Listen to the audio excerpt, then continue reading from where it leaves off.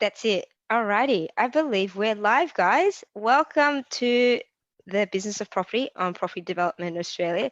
Mark Greenberg, Ben and Michael from Lambert Capital are joining us tonight to talk about the cool and sexy topic about property development lending. Welcome, gentlemen. Hello. You, Cheryl. Hello, Hi, Cheryl. hello. I sense a lot of excitement from tonight's session because, as you know, in the community that we have, it's a hot topic when we talk about lending. Any questions about lending? Who's doing lending? What sort of lending? Often Mark's there with his little comments, and everyone's going, "Oh, Mark's spoken." It must be gospel. So before we go down that, I'd love for you to sort of introduce yourselves and what Lambert Capital do. So I believe, Ben, this is over to you. By the way, happy birthday. 25 again. Thank you. 25 again. Yeah, thank you. So Lambert Capital core business is property development finance, where our main business is where people seeking preferably development finance, whether that's for 2 townhouses, 5 apartments, up to 60 townhouses, looking to fund those transactions. So our core business is lending into developments which have a clear exit strategy, which means that if we're putting a client into a deal, that we can get repaid, and that's usually by the settlements of pre-sales, or that is the refinance via alternative investor or lender. So we look at deals primarily in the first mortgage space up to a 65% LVR. LVR is defined as a loan to valuation ratio, which means you take the value which is put on by a valuer, which is done for first mortgage purposes, and you can just multiply that by 65%. And that is for our construction lending, where we look at things like who the developer is, what they've done before, the location, the builder, the exit strategy, as I discussed before, the level of pre-sales, and then we do our analysis, and then we will present that to our investment committee for funding, and they will tick that off. So as I said before, our loan sizes that we look to do with developers are probably from the $2 million to $30 million mark, the senior debt lending. We also do mezzanine lending as well on top of that, which is bridging the gap between the senior and the developer's equity, and which is called mezzanine finance. There is another thing in the capital stack which we call preferred equity, which we can discuss later on. But our core business is property development finance.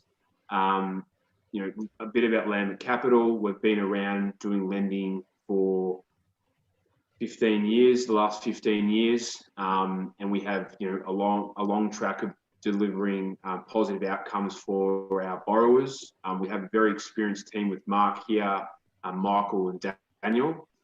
We will be able to assess and do a high level of due diligence. So a deal will come in and we'll be able to analyse it, doing a strong feasibility analysis and determining the gross realisation value, the cost of the development, and working out what the project related site value is for construction finance, and ensuring that the deal has sufficient return on cost. And we work on about that 20% return on cost. We look at deals from land, apartments, townhouses, commercial, industrial. We have a deep market knowledge, and we understand good opportunities within the property market. We're able to identify the right property transactions and being able to help our borrowers, secure finance at the most cost-effective way. The difference between us is speed and certainty. So if you come to Lambert Capital, we'll be able to deliver a solution within a very, very quick turnaround time, and be able to provide our borrowers with letters of offer within 48 hours of presenting them with our mandate agreement. We do, as I said before, we do a lot of due diligence to make sure that the deal falls into our a checklist. We have thorough checklists there, and we don't take on a lot of deals, but we try and take on quality over quantity, which is our mantra at Lambert Capital. From the investor side, you can rest assured that we act on behalf of a lot of high net worth individuals, family offices. We have our own balance sheet up to $5 million, where we sort of invest that into small mezzanine pieces and equity as well, and some small senior debt opportunities there. So, some benefits to investors out there who are looking to invest their money, able to get strong risk-adjusted returns. Instead of getting 1% on your money in the bank, you're able to get 8, 9, 10%, even higher than that for construction finance, where there is some sort of trick in it, whether it's a higher LVR, whether the pre-sales have sunset clause issues, they're about to expire, whether it doesn't have any pre-sales, into the mezzanine territory, which will allow you to get a higher return, closer, greater than 12. So the mezzanine returns looking from up to 20% return per annum on your money. And then if you want to take equity risk, pushes up to the 24 to 30% return per annum, which we do see a lot of those transactions. So what we can promise our investors is we have a good access to ongoing deal flow, the land, apartments, townhouses, and commercial. We filter a lot of deals. We have a strong pipeline of good quality to go right now. We will provide a full end-to-end service where we do, as I said, we do detailed executive summaries on the transactions, recommending as to why you should invest in the transaction, feasibility analysis, cash flow, presentation, background research. We also do loan as well. Their behalf, where we will draft it and take it all the way through to settlement, and then on ongoing maintenance.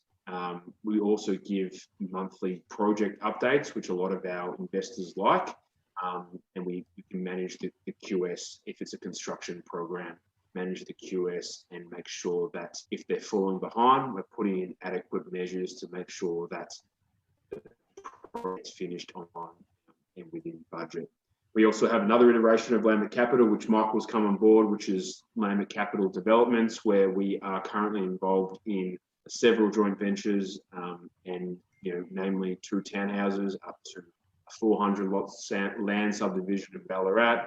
We're also involved in a commercial project in Collingwood. So we're applying our finance knowledge and we're putting it into our development arm of the business as well, where we're trying to pick up opportunities that we see in the market and take advantage of that, of our knowledge base. So that's another opportunity for people who might have land and they're looking for a joint venture, quote unquote, partner or a partnership where we can bring the capital and the project management skills, the delivery, and they can put their land in and we can help them deliver a return as well. So we sort of do quite a lot at Lambert Capital, and we like to provide a high level of excellence in everything that we do at Lambert Capital. So that's a quick overview.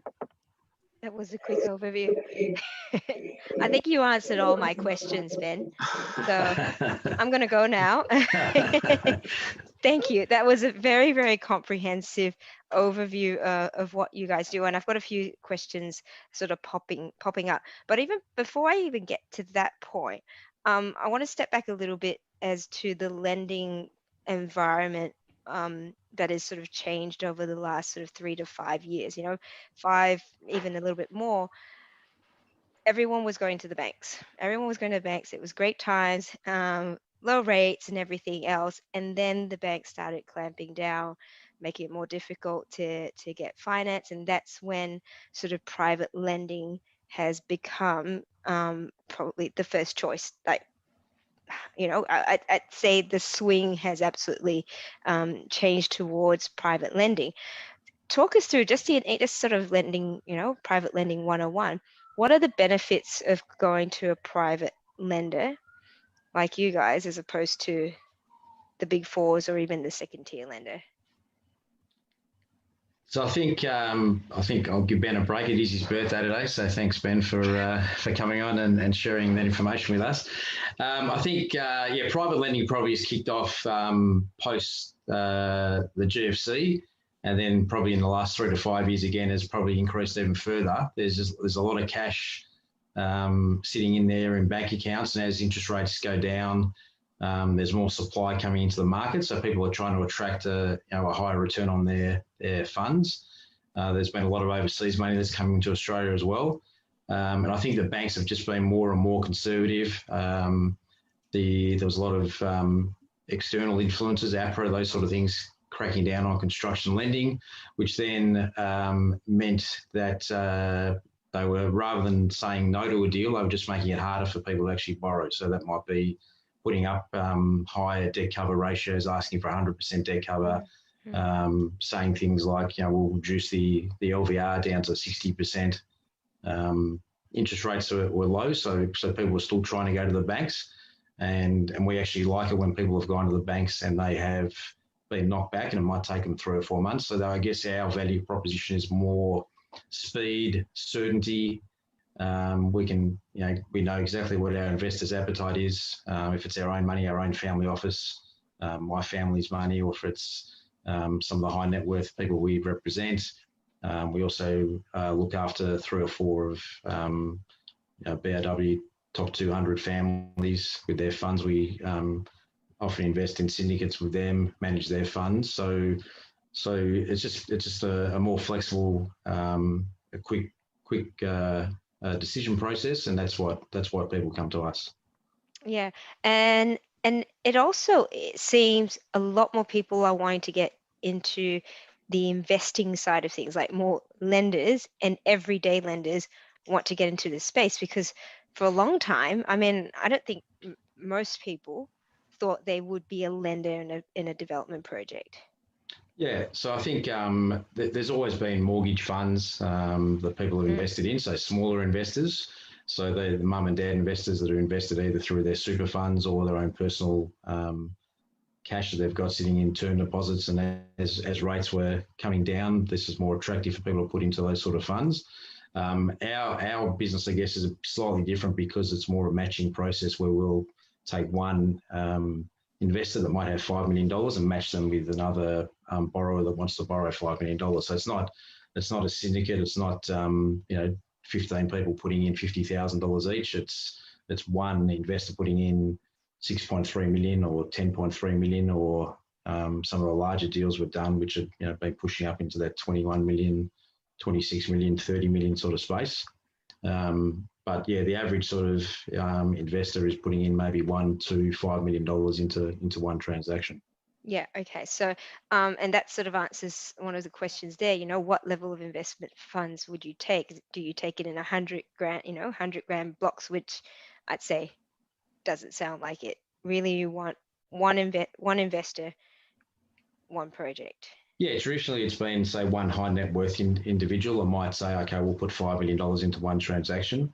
There are smaller deals. Some of the second mortgage deals might start at the maybe $250,000 up to, say, $5 million.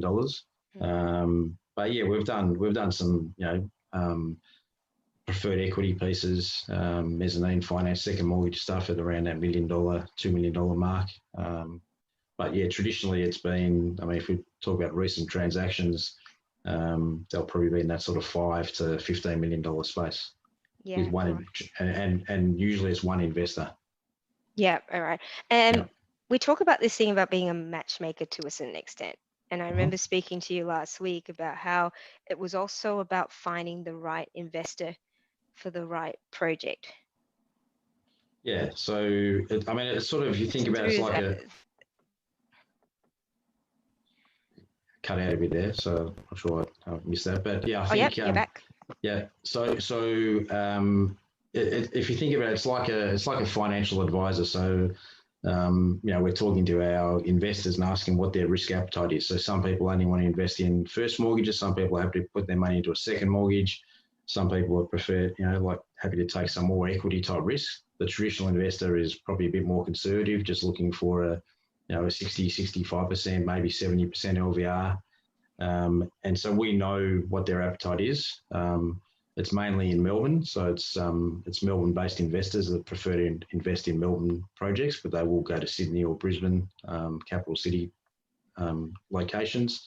But some people might be as specific to say they only want to do townhouses in Melbourne, or they only want to do land subdivisions, or they only want to do a single house, or they're happy to do office buildings, or they like commercial. So every investor will have their own appetite, and then our process is then to say, okay, if we find a deal that meets your criteria and we bring it to you, we expect you to be able to give us a quick answer, and usually that's a 24, 48-hour process, and that allows us to deliver on the value proposition which Ben alluded to earlier, which is speed to market and certainty. So if we issue a letter of offer on behalf of our investor, then that's backed up with their funds ready to deploy. And because they've got their money usually sitting in the bank and it's earning 1% in a cash management account or in a term deposit, they're very keen to get the money out very quickly.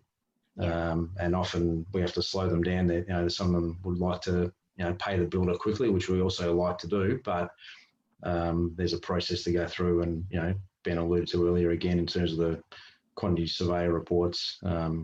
We do site inspections, we do the loan management, we go out on site, we attend the PCG meetings. So there's a process before we can just release the funds. And so when does it go to an investment committee first before it goes to the lender?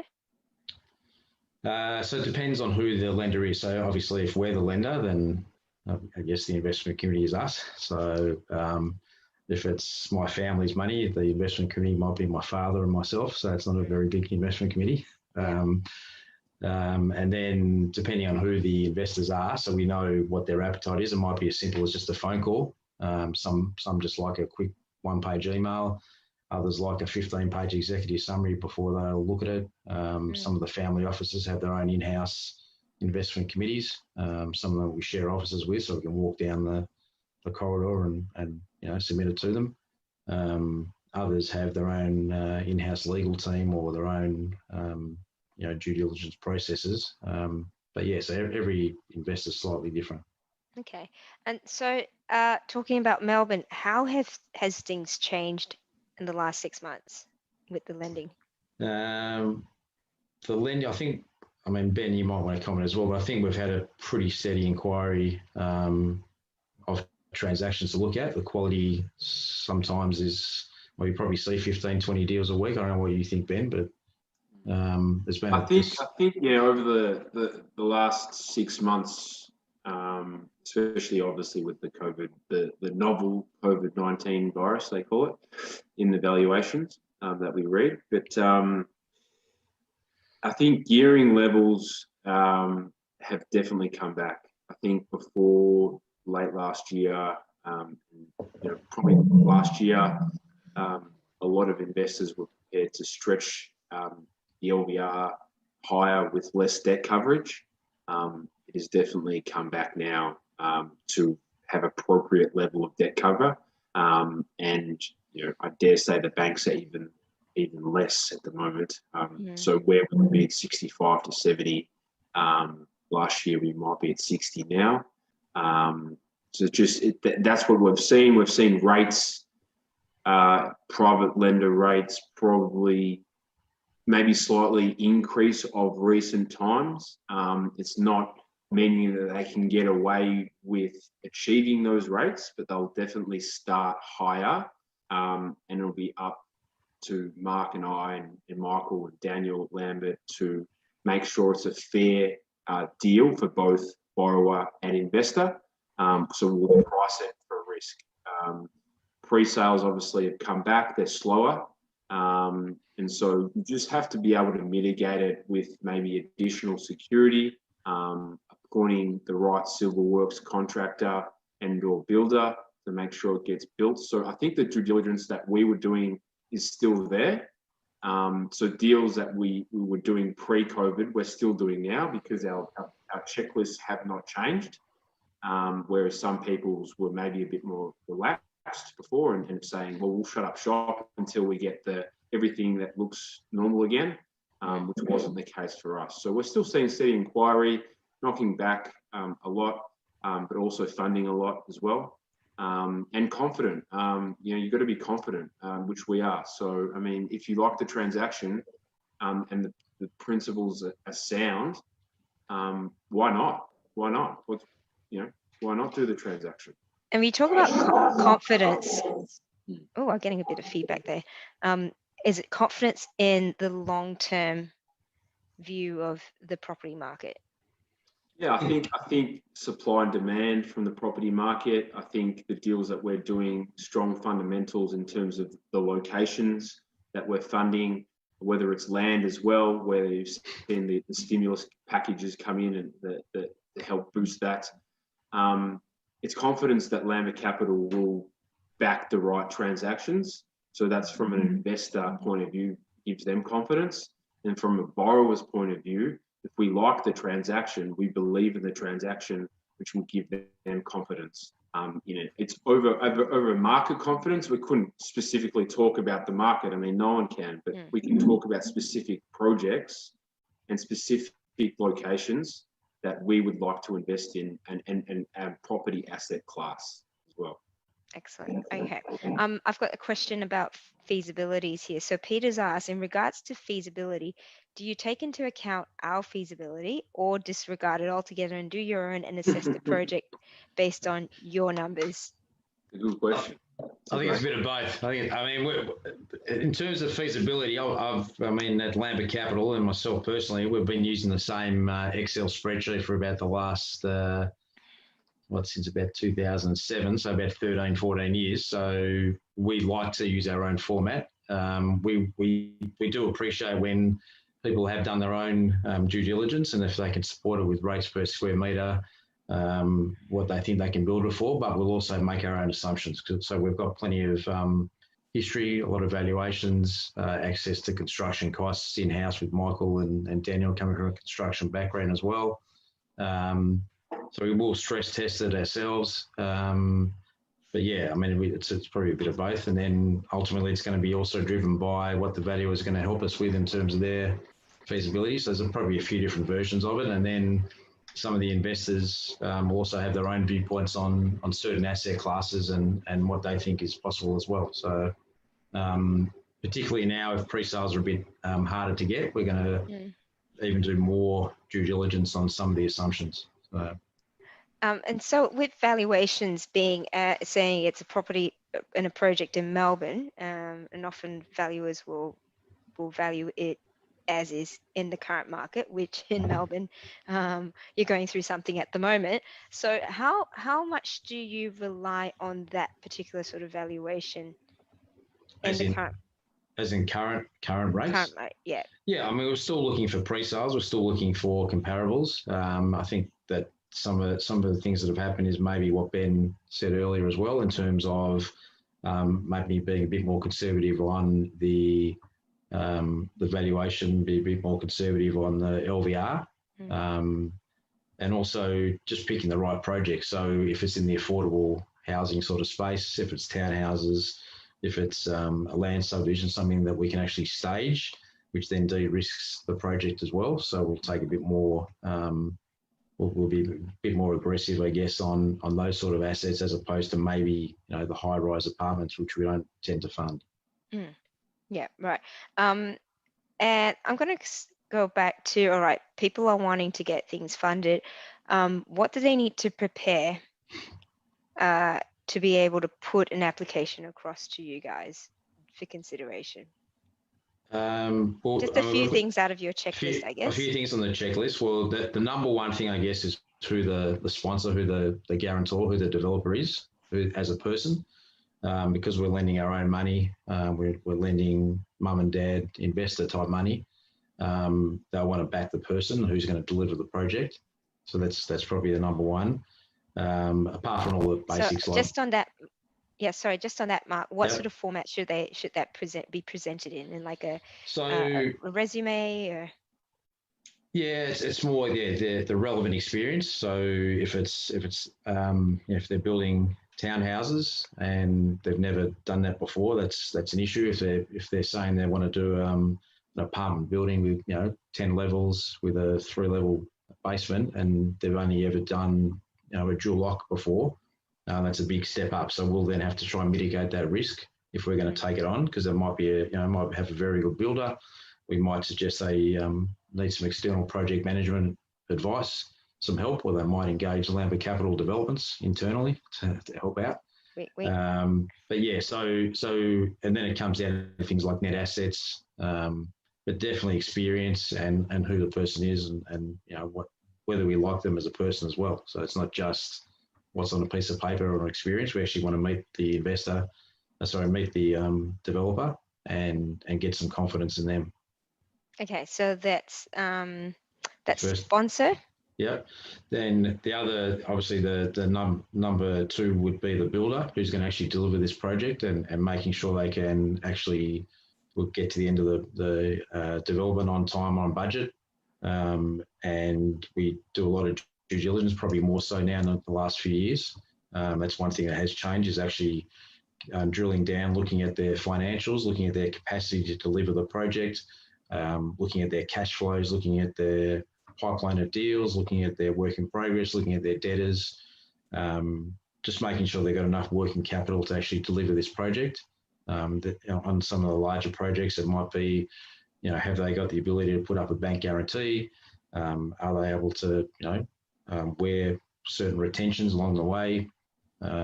Checking their references, speaking to valuers, speaking to QS, speaking to previous developers that they're built for, that sort of thing. So that's very important. Yep. And in this current market, I think cash flow is very important for, making sure you've got a very experienced builder is going to get a lot of these deals across the line, especially as pre-sales are harder to get. So therefore, at the end, if we've got residual stock, that we know at least we're going to get to the end. So yeah, and so you look at their balance sheet, like I said, their numbers. Yeah, I mean, it's not doing a full audit, but it's both myself and Ben come from a chartered accounting background, so we love looking at financials and drilling down. So that excites us. But yeah, so we I mean, it's more just to make sure that they're going to be able to finish our project. And they might have 10 different projects on the go, but we'll make sure that all our subbies are getting paid along the way. We'll go out on site and, if we see something slow down, we'll find out what's going on. And if it means that we need to, speak to the subbies directly and make sure they're getting paid, we don't want to get to that stage. So we want to make sure that they've got good project management skills. They've got, good site supervision, and they can deliver the project and keep working, 6-7 days a week. Yeah, and so this is the question that I have, and Adrian's popped it in the chat. Would you not need to have finance secured in principle before tendering to a builder? Does the developer need to have the finance in place, did you say? Yeah, I mean, would you not typically have to apply for finance first before you go through that tendering process? Not, I mean, you might want to have that in if you're saying if the builder wants to make sure that you've got your finance approved. Is that what you mean? I mean, usually, not really, but Adrian. From the developer's point of view. Yeah. Was that you speaking, Adrian? No, I think that was Ben.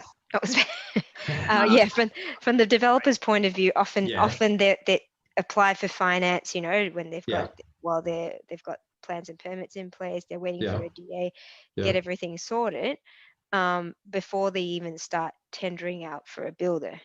Yeah, that's what I said. Yeah, so no, I mean, if we talk about some of the deals we're looking at the moment, we've got a guy that's come to us for finance, so he wants to make sure that he can get his finance, and we're getting it indicatively approved, as we speak.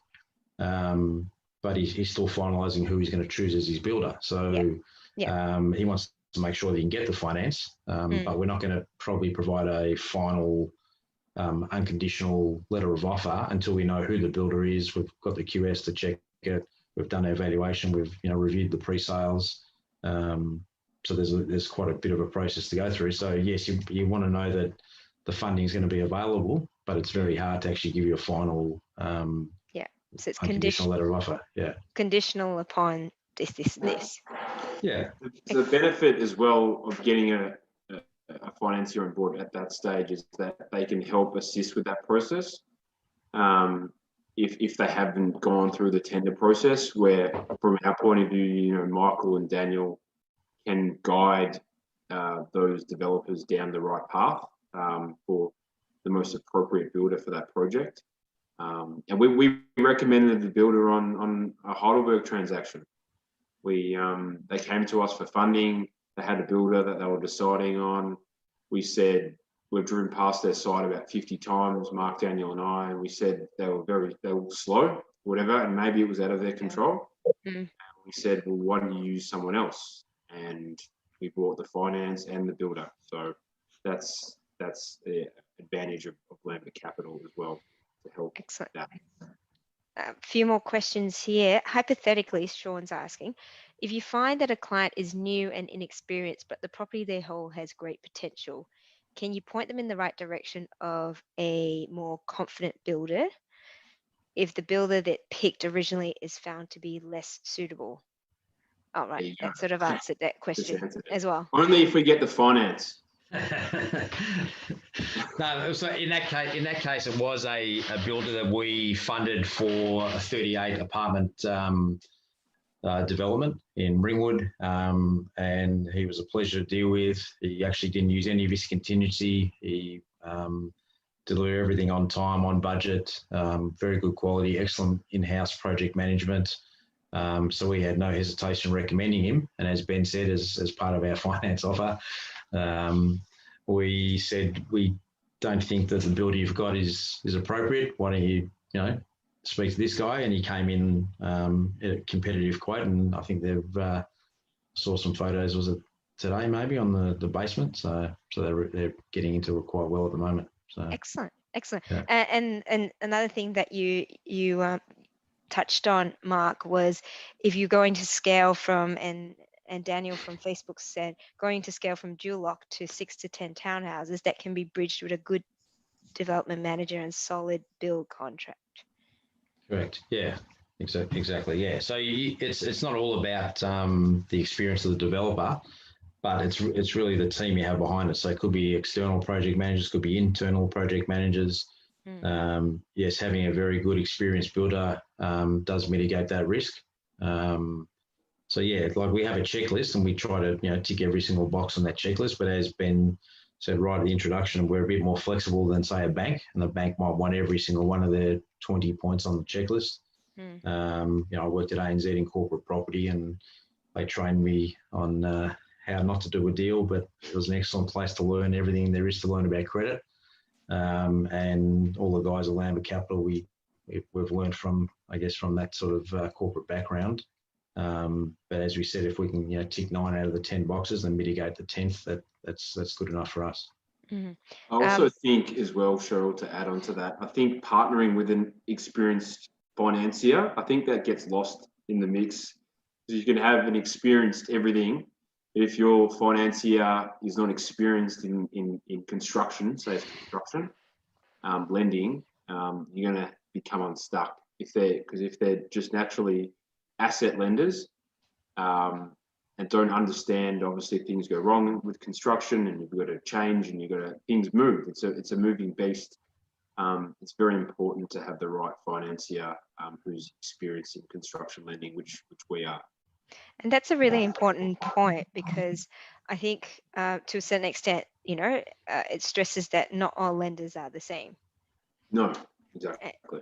And having that experience, like you said, to be able to understand if the deals hit, a bit of a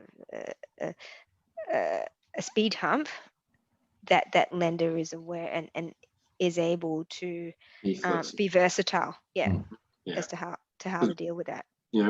We've seen we've heard of people's profit being extremely eroded because they haven't got the right team behind them from a finance point of view. So, or they've chosen the wrong lender, and they haven't read some of the fine print, which is what we do. Yeah. We read every line in the letter of offer, and if we don't like it, we'll change it. What's an example of that when you mentioned, Mark, the fine print where Sure. where a developer's gone, oh. So, I mean, sometimes we've lost business to other people that say that our rates are, perhaps too high, where they haven't actually read that. One example is that the rate is actually a line fee and not on usage. So you're actually paying it on the limit. So they might be saying they think they're paying 8%, but it's actually based on the limit. So if you've got a $5 million loan at 8%, you're paying $400,000 a year of interest as opposed to on usage, which should be on, say, the average balance. Yeah. So if ours is 10% on usage, that might be, $300,000 of interest. So it can make a big difference. Other things are people have in their letters of offer, the actual rate might be 15%, but as long as everything goes well and you don't go into default, the rate is 10%. And then as soon as you go into default, you pay 15% from day one, for example. And they probably set you up to fail as well. Whereas, some of our investors, they might have a clause in their, some of the fine print might be that they've got a clause they haven't told us about. And they say, I forgot to tell you there's actually a $13.50 monthly fee. So that's how honest they are. They'll tell you what the fine print is. So it's slightly different. But yeah, that's some of the examples that you see.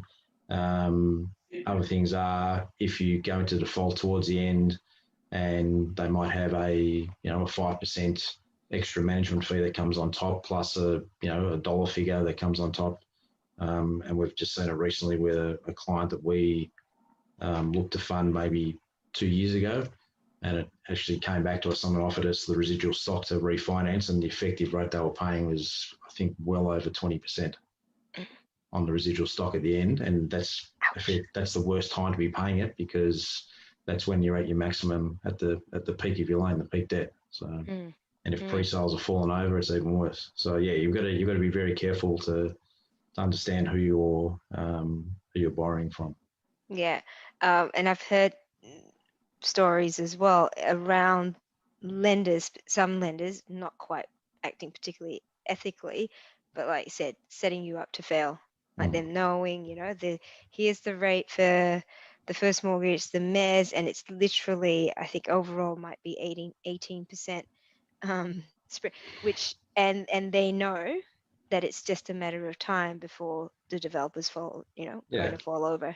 Another thing is also, I think, and Ben and I are on a call today with a developer who's looking to do some finance for the site in South Yarra, and we were just talking about it today and saying that whatever indicative terms we send out to you, that's going to be our pricing. It's not going to move. So I'm not going to get the valuation, get the QS report and come back and then say, oh, look, we're going to have to drop the LVR and we're going to increase the interest rate. Whatever we quote, that's the rate. Yeah, so right. That's also very important as well. So. Excellent. I've got another question here on Facebook. Are you happy to review a single house luxury project in Sydney? How luxury are we talking about? What dollar value? Depends. I was going to say how luxury. Is it 10 million luxury or? So we have funded high-end individual. Is it construction we're talking about? I assume, is it? I'm assuming he has it. Yeah. So we have done individual luxury houses. The issue we have there is that sometimes it's very hard to work out the valuation. So is it a $5 million end value? Is it a $10 million end value? If they spend $6 million, are they overcapitalizing? It's a bit of a higher risk, so we might have to lower the LVR. That's just one of the issues we have with that sort of one-off high-end home. But we have funded those before, yeah. Okay, excellent. Can we talk on a high level the sort of LVRs that people, if they're doing their feasibilities at the moment and they're going, Mhm. well, I'm eventually going to go and get my finance from Lambert Capital, what sort Yeah. of numbers should they be putting into their feasibilities in terms of For LVR, you're talking about? LVR rates, line fees, establishment fees? What other fees should they be factoring in? So for our private lending, I think in the last 3 to 5 years, there's probably none of our deals have been less than probably 8% for interest rates. And then there'd be a mix of usage and line fees. So it might be, today we were quoting rates, Ben, I think was around 6-7% on usage and maybe 2 to 3% as a line fee, and then maybe a couple of percent up front as well as a establishment fee. But it depends again on what LVR and what level of debt cover. So if it's a 55% LVR, then the rate will be lower than if it's a 70% LVR. If it's 80% debt cover, if you've got a $10 million loan, you've got $8 million worth of pre-sales, net of GST and selling costs, then that's better than having no pre-sales, for example. Yeah, definitely. And I did notice it was sort of last year where lenders were starting to go towards the no pre-sale requirement. Yeah, but that's since COVID, that sort of pulled back where we're wanting to see some pre-sales. Yeah, I mean, I think it's also site specific. So it's probably a good point in terms of what do people think about the property market. So we often say, which property market are you talking about? Are you talking about apartments in Sydney? Are you talking about townhouses in Brisbane? Are you talking, about a land subdivision in Perth? I mean, there's so many different asset classes that you need to look at, and every one of them has a little micro property market. So you might be saying, I know it's townhouses in Melbourne, and you say which suburb, and then which street, and which side of the street. So there's so many little answers as to what happens as to whether people will allow pre-sales or not. And then I guess it comes back to the matching process, because different investors have different risk appetites, and if they live in a suburb right next door to you, they might be willing to take that risk because they know that area very well. So our role is to match the investors to the right transaction. Yeah. So that's a big thing. In terms of pre-sales, yes, pre-sales are. We talked about that affordable housing sort of space where people are getting first-time buyer grants or regional grants, that sort of stuff. Where in that affordable sort of space, for example, you can, if you picture it, say the $450,000 to $700,000 townhouse or house and land package for first-home buyers, you're able to get pre-sales. So a lot of people now, if they can't get pre-sales, we're seeing people come and pitch their deal to us, and they're saying it's one of those build for rent, or that sort of, they're pretending they never actually intended to get pre-sales and they're always going to hold it. So that's one of the ones we've heard recently. So, but yeah, I changed my mind. Yeah. Well, when they tried to get some pre-sales, they couldn't get us, and they pitch it back to us and say, no, we're building to hold it and rent it out. I said, oh, okay. So. Right. Few more questions coming through here. So if a project defaults, how does an investor get their funds returned? And what's the typical time frame? Time frame is going to be a tricky one, but let's start with the first. What happens if a developer runs over time? You mean? I think it's more so for the investor to get their money back. Yeah. Yeah. So I think there's a few things. One is when we say default, it's usually merely just that the builder's taking a bit long to complete. Very rarely, that's probably the only time that the loan goes a bit over time. But then again, it's up to us to manage the extensions. So we fund on what's called a cost to complete basis. So if there's insufficient funds in the facility, say they've used up all their contingency, or the interest capitalisation we've held back has been used up, then it's up to the developer to actually put in the funds to complete the project, or we can put a second mortgage over the top to give them some additional funding, or in the case we've had recently, the investor agreed to extend it for another 2 or 3 months. So it's I guess called like a managed default, but it's never really happened that anyone's actually lost any money, because we're pretty conservative and we've got a very thorough checklist. So no one's ever lost capital or their interest on any of our senior debt mezz type deals. Yeah, and you talk about also having a financier that understands development, in which case you've gone through when you understood sort of the risks that are associated with that sort of project already from the beginning. Yeah. So and also if it's our money, it's up to us to make that decision. We've had some times where investors need their money back, so we've stepped in and given them their money back, or if we've co-invested with other people, we're happy to pay them out.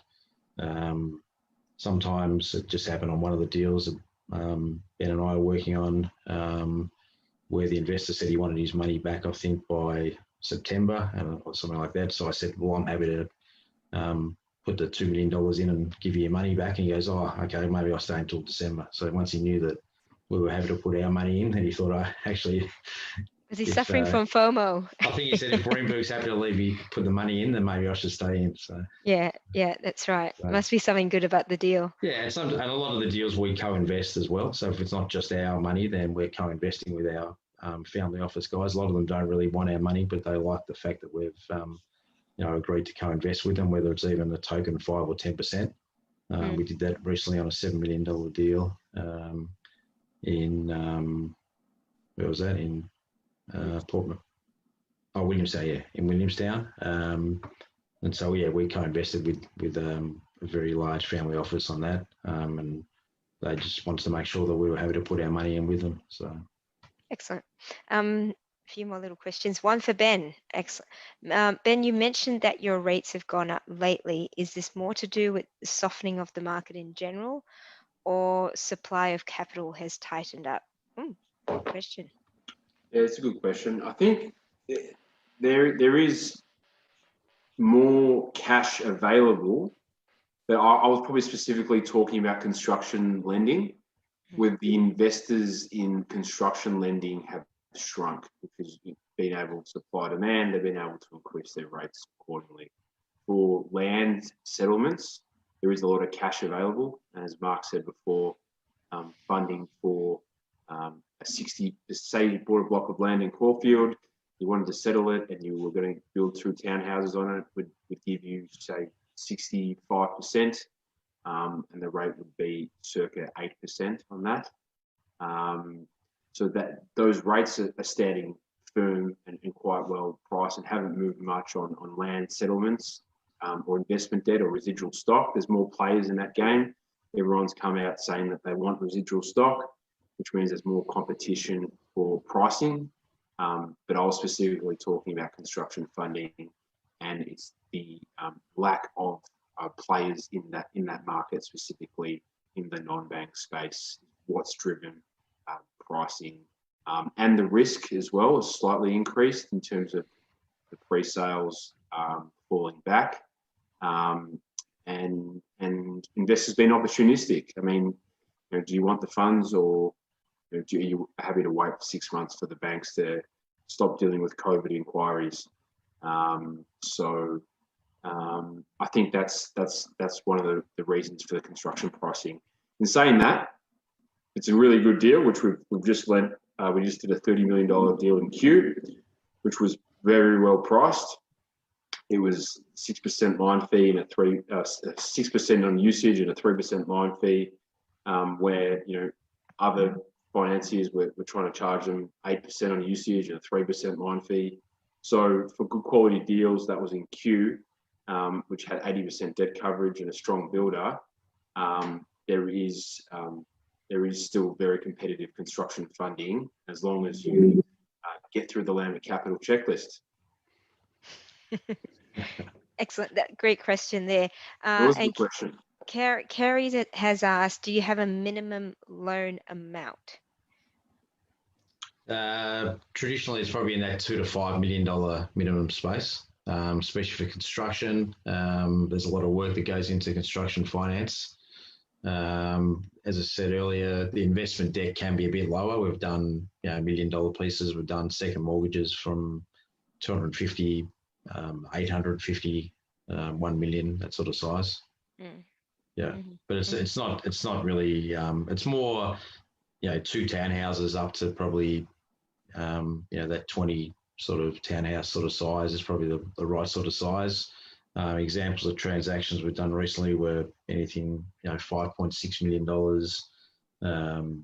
We did $7 million, $4 million land, which will now turn into construction funding.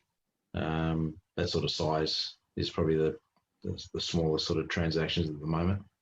Okay. Yeah. I did have a sort of final question here, and if you have any other questions in the wider group, feel free to add to them, because we're probably coming up to the point of starting to pull things back. For people who are interested to become lenders, again, if we can talk through sort of the minimum amounts that they'd be needing, and what they need to consider before sort of coming to have a chat with you, or just even coming to have a chat with you about becoming a lender. Yeah, so again, it comes back to the individual understand their own risk profile, what they're comfortable with. So some people, as we said, might just want to put money into a first mortgage. They can co-invest with us or other high net worth guys, but you're probably looking at a minimum 500 to $1 million, probably as a minimum investment.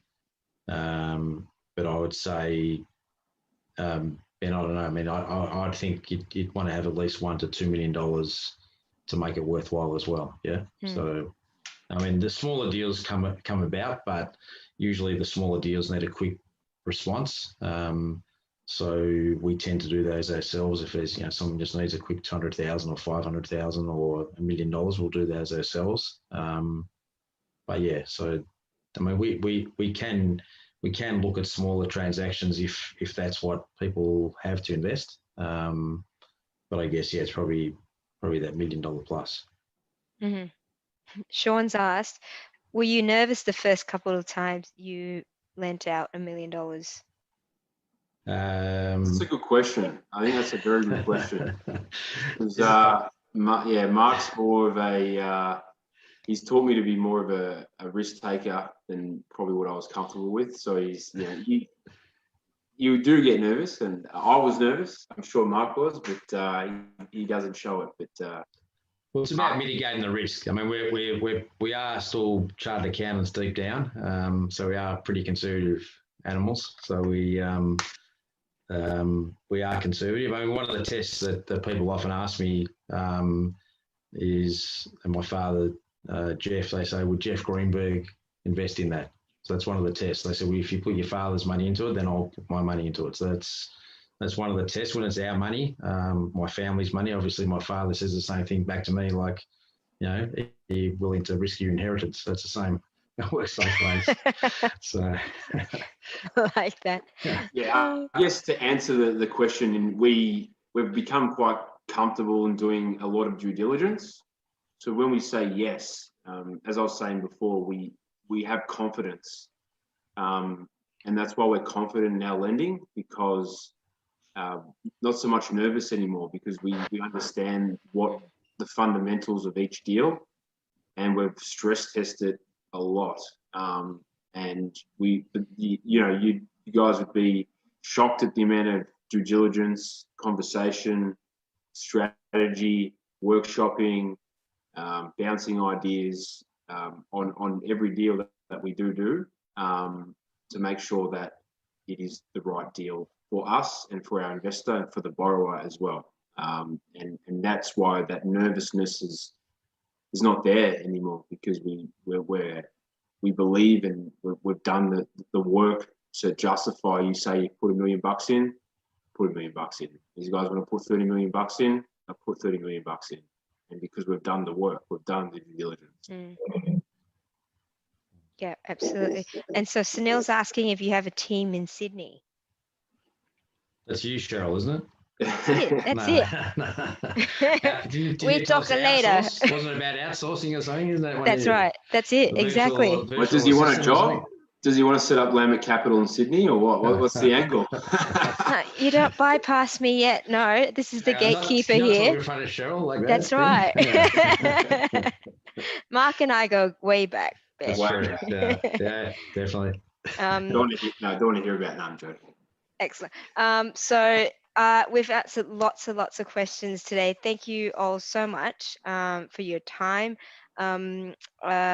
Keep up sort of the great work on the community. Thank you very much, Mark, as well.